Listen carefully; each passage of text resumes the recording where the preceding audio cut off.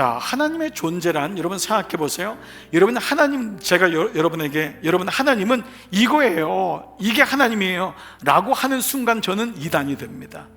하나님은 절대 그렇게 될 수가 없는 거예요. 어떻게 하나님을 어떤 곳에다 함축시켜서 이게 하나님입니다, 내가 예수입니다, 여러분 이게 어떻게 가능하겠어요? 그런데 워낙 우리에게 믿음이 없다 보니까 뭐가 뭐라고 하면 오히려 그게 시원한 거예요. 그래서 그걸 가지고 그것에 그냥 빨려 들어갈 때가 너무도 많죠. 믿음이, 성경엔 그래서 처음부터 마지막까지가 믿음에 대한 거예요. 하나님이 우리의 생각에 이것이 하나님입니다 라고 하는 순간 그분은 하나님이 아니라고 했어요. 하나님이 나의 인식의 세계, IQ 120, 110, 130 많아봤자 그 IQ에 들어와서 인식이 되고, 아, 하나님이 이런 분이구나 라고 한다면 그때부터 이미 하나님은 하나님이 아니라고 했잖아요.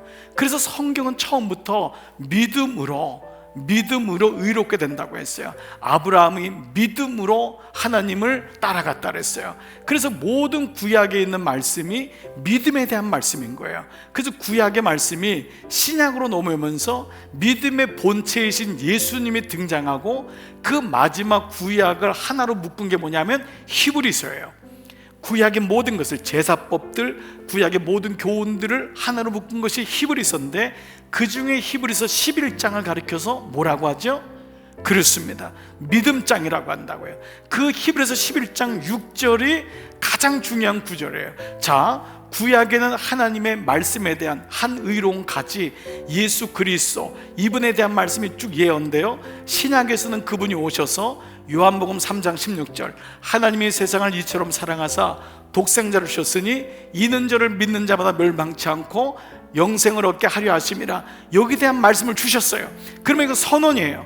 하나님이 영생을 주려 하심이라, 예수를 믿는 자마다. 그러면 여기에 대해서 우리가 할 것은 뭐죠? 믿어야 되는 거죠. 그래서 히브리서 11장 6절이 요한복음 3장 16절, 히브리서 11장 6절이 축이 되는 거예요. 히브리서 10장 6절, without faith, 믿음이 없이는 하나님과 동행하지 못해요.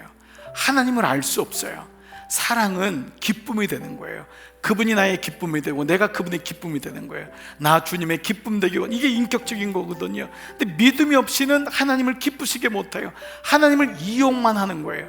하나님 이것 주세요, 저것 주세요, 그런 하나님으로, 마치 돌에다가 비는 식으로. 그런데 믿음이 생기면은 하나님하고 교제가 생기는 거예요. 그래서 그분의 기쁨이 되는 거예요. 너무 좋아요.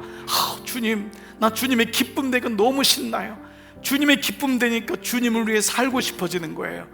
바로 이 차원이잖아요. 그런데 하나님께 예배하는 자, 나아가는 자는 반드시 그가 계신 것과 또한 그가 자기를 찾는 자들에게 상 주시는, 구원과 그에 비롯한 상을 주시는 이심을 다 같이요 믿어야 할지니라. 그러니까 모든 게 믿음에서 시작해서 믿음으로 끝남을 볼 수 있다는 거예요.